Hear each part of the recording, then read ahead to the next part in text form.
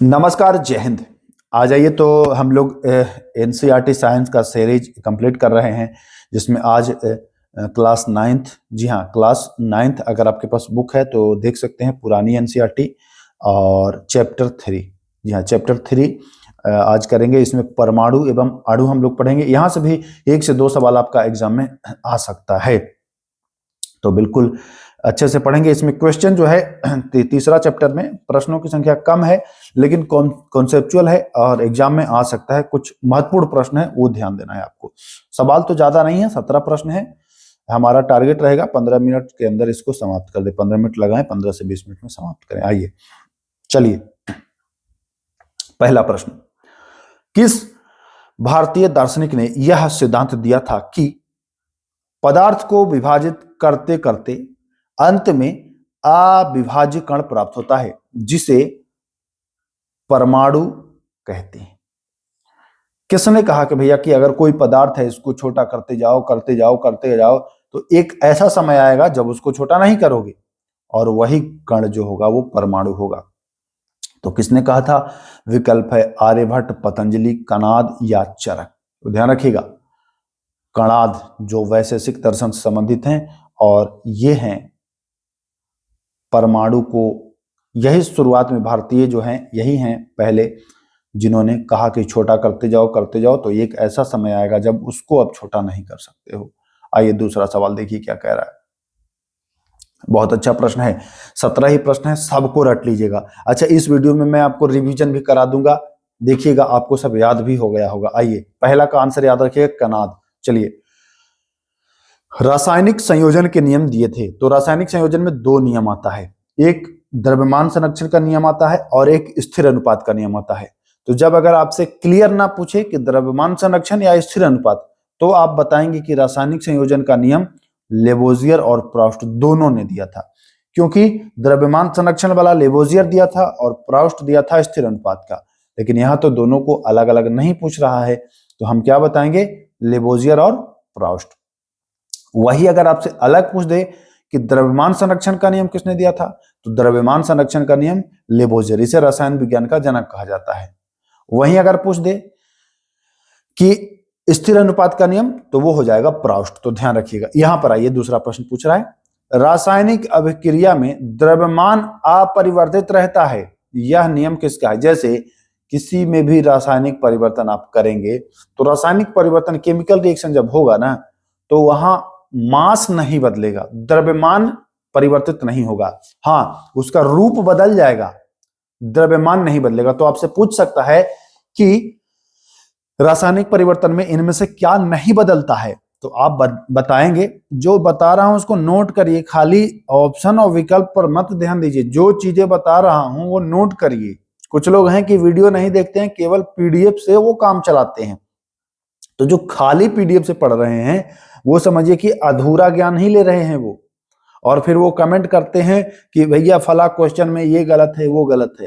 तो गलत तो नहीं है, जब आप वीडियो देखेंगे तो वीडियो में हमने अच्छे से उसको डिटेल में बताया है, इसलिए आपने नहीं देखा, इसलिए आपको ऑप्शन में गलत लग रहा है ना। तो कुछ लोग सोचते हैं कि पीडीएफ से ही काम चला लें, तो भाई आप भी गड़बड़ हैं, आपको देखना चाहिए, समझना चाहिए। आइए, तो आपसे पूछेगा कि भाई रासायनिक अभिक्रिया में क्या नहीं बदलता है, तो बताएंगे कि द्रव्यमान जो है वो अपरिवर्तित रहता है, और द्रव्यमान संरक्षण मतलब बदला नहीं, यही नियम तो दिया था लेवोजियर ने। तो ये हो जाएगा सी आंसर। चलिए, अब पूछेगा कि स्थिर अनुपात का नियम किसने दिया था, तो बताएंगे कि प्राउस्ट ने दिया था। किसने दिया था? प्राउस्ट ने दिया था स्थिर अनुपात का नियम। किसने? तो स्थिर अनुपात का नियम दिया था प्राउस्ट ने। ध्यान रखिएगा, ये सीधा आपसे एग्जाम में पूछेगा प्राउस्ट। अब पूछता है कि इस नियम के अनुसार जल में, आपको पता ही है कि जल में क्या होता है, तो जल में होता है हाइड्रोजन और होता है ऑक्सीजन। तो ये कह रहा है कि हाइड्रोजन और ऑक्सीजन के जो द्रव्यमान है, इसका अनुपात क्या होगा? Mass ratio of hydrogen and oxygen in water is, क्या होगा भाई? तो ध्यान रखिएगा, हाइड्रोजन 1 और ऑक्सीजन 8, ये से याद कर लीजिए, 1:8।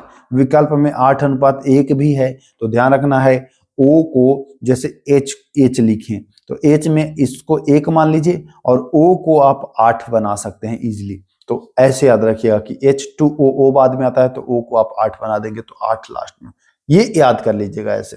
चलिए छठवां सवाल, चलिए याद रखिए स्थिर अनुपात का नियम किसने दिया था? प्राउस्ट ने दिया था। इंपॉर्टेंट सवाल है। चलिए स्थिर अनुपात के नियम में अभी आपने ऑक्सीजन में देखा कि H2O 1:8, लेकिन यहां पर आपको क्या देखना है? अमोनिया।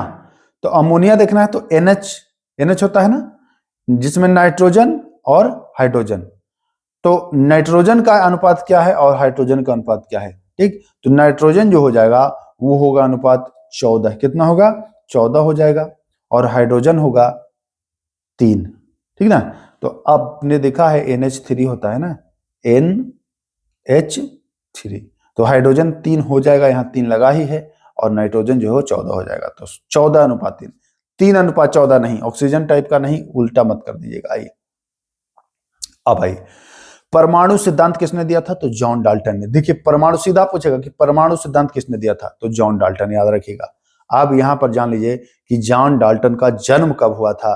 तो जॉन डाल्टन का जो जन्म हुआ था वो हुआ था इंग्लैंड में, और 1766 में हुआ था। ध्यान रखिएगा 1766 में इनका इंग्लैंड में, एक गरीब थे ये गरीब जुलाहा परिवार में इनका जन्म हुआ था। 12 वर्ष की जब इनकी आयु हुई थी तो ये शिक्षक बन गए, और इसी रूप में अपनी जीविका इन्होंने शुरू किया, शिक्षक बन के। कुछ दिन बाद, 6-7 साल बाद, एक स्कूल में ये प्रिंसिपल भी बन गए, जॉन डाल्टन। सुन लीजिए कहानी। 1793 में इन्होंने एक कॉलेज में गणित और ये पढ़ाने लगे, फिजिक्स और केमिस्ट्री, 3 सब्जेक्ट ये पढ़ाने लगे। ठीक ना। फिर वहां से वो कहाँ चले गए? मैनचेस्टर चले गए। उन्होंने अपने अधिकांश समय शोध में फिर वहां व्यतीत करने लगे। शोध में व्यतीत करते करते 1808, 1766 में जन्म लिया इन्होंने, 1793 में ये बन जाते हैं, फिर क्या बन जाते हैं? प्रिंसिपल बनते हैं। और फिर ये क्या करते हैं? 1808 में इन्होंने परमाणु सिद्धांत को दिया। ठीक ना, जो आज समझ ही रहे हैं। तो 1808 में ये सिद्धांत देंगे, बाकी जन्म पूछ रहा है तो 1766, याद रखिएगा। चलिए, ये कहानी जॉन डाल्टन की मैं बता रहा था, इंग्लैंड के थे। आइए, परमाणु सिद्धांत किसने और कब प्रस्तुत किया?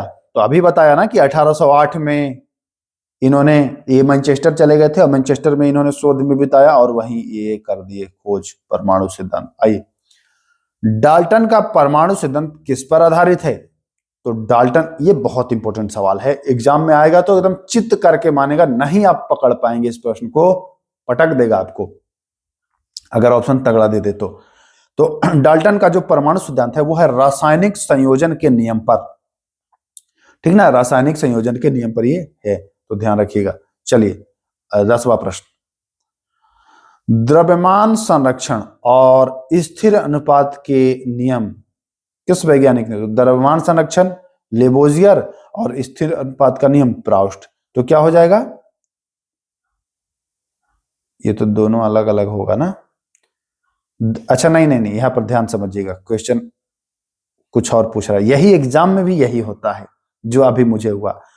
द्रव्यमान संरक्षण और स्थिर अनुपात के नियम की वैज्ञानिक व्याख्या, जब आप क्वेश्चन को नहीं पढ़ेंगे तो ये गलती तो होगी ही, एग्जाम में भी हम लोग यही करते हैं। अच्छा देखते हैं, अच्छा द्रव्यमान संरक्षण तो तुरंत मार देंगे द्रव्यमान संरक्षण लेबोजियर, फिर थोड़ा कोई अच्छा स्थिर अनुपात, अरे प्राउस्ट, अब कंफ्यूजन है कौन मारे कौन मारे। भाई पूरा अगर पढ़ लिए होते तो वैज्ञानिक व्याख्या करता है ये जॉन डाल्टन करता है। भाई नियम तो उन्होंने दे दिया, नियम देने की बात करेंगे तो दोनों ने दिया है, लेकिन इसकी व्याख्या डाल्टन ने किया है, तो ये इंपॉर्टेंट पॉइंट है, ध्यान रखिएगा। आइए, परमाणु की त्रिज्या किस इकाई से मापी जाती है? तो परमाणु की त्रिज्या नैनोमीटर से मापी जाती है। किससे मापी जाती है? नैनोमीटर से मापी जाती है। ध्यान रखिएगा, अभी परमाणु के बारे में हम अगले वीडियो में भी पढ़ेंगे, उसमें परमाणु के बारे में और भी जो चीजें हैं उसको पढ़ेंगे, क्योंकि एनसीईआरटी से, साइंस से मैं करा रहा हूं, तो ये आपको लाभ हो जाएगा यहाँ पर। और जब अगला चैप्टर हम लोग चलेंगे तो अगले चैप्टर में थोड़ा और गहराई से हम लोग पढ़ेंगे ना, उसमें हम लोग परमाणुओं की संरचना पर फोकस करेंगे। ठीक ना, जिसमें आप देखेंगे कि नाभिक में उसके क्या है और सब कुछ, हम लोग इलेक्ट्रॉन प्रोटॉन वो सब उसमें हम देखेंगे। इसमें बस अणु और परमाणु हम लोग देख रहे हैं। तो ये परमाणु की त्रिज्या कैसे मापते हैं? तो नैनोमीटर से आप मापते हैं, तो ये ध्यान रखिएगा। चलिए अगले सवाल की ओर आइए। 12वां, चलिए क्या कह रहा है देखते हैं। तत्वों के, बहुत इंपॉर्टेंट प्रश्न है, बहुत इंपॉर्टेंट प्रश्न है, ध्यान दीजिएगा। तत्वों के प्रतीकों को अत्यंत विशिष्ट अर्थ में प्रयोग करने वाले प्रथम वैज्ञानिक कौन थे? तत्वों के जो प्रतीक हैं उनको अत्यंत विशिष्ट अर्थ में जो प्रयोग किया है, ये डाल्टन नहीं किया था। डाल्टन को आप हल्के में मत लीजिए, जॉन डाल्टन को। चलिए अब देखिए जो प्रश्न है ना, अगर आपने हमसे बिहार पुलिस के लिए क्लास किया होगा तो मैंने भविष्यवाणी की थी और मैंने बच्चों को बताया था। जानते हैं क्या बताया था? कि ये भाई ये वाला प्रश्न को कर लेना, ये वाला प्रश्न को रट लेना। और कुछ लोगों ने रटा और कुछ लोगों ने नहीं रटा। मैं कह दिया था कि इस प्रश्न को रट लेना, ये प्रश्न आ जाएगा आ जाएगा आ जाएगा। और बिहार पुलिस जो एग्जाम हुआ था 1391 वाला, देख लीजिए ये प्रश्न आ गया था हूबहू, ऑप्शन भी यही था। ठीक है ना? तो ध्यान दीजिएगा, IUPAC जो है ये क्या काम करता है? तो ये तत्वों को मान्यता देता है ना, नाम मान्यता देता है। तो ध्यान रखिएगा, ये IUPAC का जो फुल फॉर्म है वो होता है, आई से इंटरनेशनल होगा, मतलब ये अंतरराष्ट्रीय तत्व जो है वो अंतरराष्ट्रीय लेवल पर है। ऐसा तो नहीं कि खाली भारत में ही पाए जाते हैं। तो आई से होगा इंटरनेशनल, तो ध्यान रखना इंटरनेशनल होगा। फिर उसके बाद यूनियन होगा, इंटरनेशनल यूनियन, ठीक। उसके बाद international union of pure, pure शुद्ध ना, इंटरनेशनल यूनियन ऑफ प्योर कहाँ गया? International union of pure and applied chemistry. जी हाँ, ये होगा सही answer, international union of pure and applied chemistry. जिनको नहीं पता होगा वो मारते हैं Indian union of pure and applied chemistry. Indian नहीं होगा भाई मेरे, इंटरनेशनल होगा। देखिए डी विकल्प जो है इंटरनेशनल यूनिवर्सल अप्लाइड केमिस्ट्री, ये भी नहीं होता है, ये होता है international union of pure and applied chemistry. ये आपको एनसीईआरटी 9th क्लास में ही मिलेगा, चैप्टर 3 में ही मिलेगा। और आप इधर उधर टहलिए, बहुत प्रयास के बाद हो सकता है मिले। चलिए आइए, ये भी प्रश्न महत्वपूर्ण है, उसी का बच्चा है ये प्रश्न। आइए ध्यान दीजिएगा, तत्वों के नाम और प्रतीक को स्वीकृति कौन देता है? Who approves name and symbols of elements. कौन तत्वों के नाम और प्रतीक को मान्यता देगा, स्वीकृति देगा? तो ध्यान रखिएगा, वही IUPAC। इंपॉर्टेंट है, ध्यान रखिएगा, IUPAC बहुत इंपॉर्टेंट है, बहुत इंपॉर्टेंट है, बहुत इंपॉर्टेंट है। यहां पर दो चीज मैं और बताऊंगा। यहां पर IUPAC तो जान गए आप, लेकिन IUPAC का अगर पूछ दे कि गठन कब हुआ था, तो बताएंगे कि 1919 में इसका गठन हुआ था। ये भी नोट कर लीजिए, IUPAC का गठन कब हुआ था? 1919 में। अब अगर पूछ दे कि इसका हेडक्वार्टर कहाँ में है, इसका मुख्यालय कहाँ में है, तो देखिए प्रशासनिक जो इसका मुख्यालय है, यह प्रशासनिक मुख्यालय तो आपका अमेरिका में है। प्रशासनिक मुख्यालय कहाँ में है? तो प्रशासनिक मुख्यालय अमेरिका में है, उत्तरी Carolina. Triangle, research triangle park, नाम याद रखिएगा, रिसर्च ट्रायंगल पार्क, उत्तरी कैरोलिना अमेरिका में। लेकिन जो रजिस्टर्ड है इसका, IUPAC का रजिस्टर्ड जो मुख्यालय, वो स्विट्जरलैंड के ज्यूरिख में है, ज्यूरिख में। तो आपसे पूछे मुख्यालय कहाँ है, और अगर विकल्प में रहे ज्यूरिख तो ज्यूरिख लगाइएगा, विकल्प में ज्यूरिख न रहे तो आप फिर आपको लगा देना है कौन सा? उत्तरी कैरोलिना। रिसर्च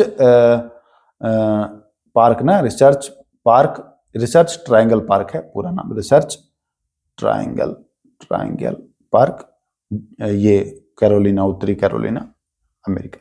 तो ध्यान रखिएगा, इंपॉर्टेंट सवाल है, पूछ सकता है।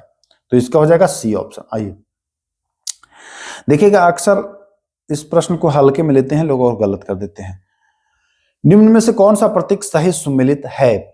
सही सुमेलित पूछ रहा है, ठीक ना। तो कॉपर को क्या Cu कहते हैं?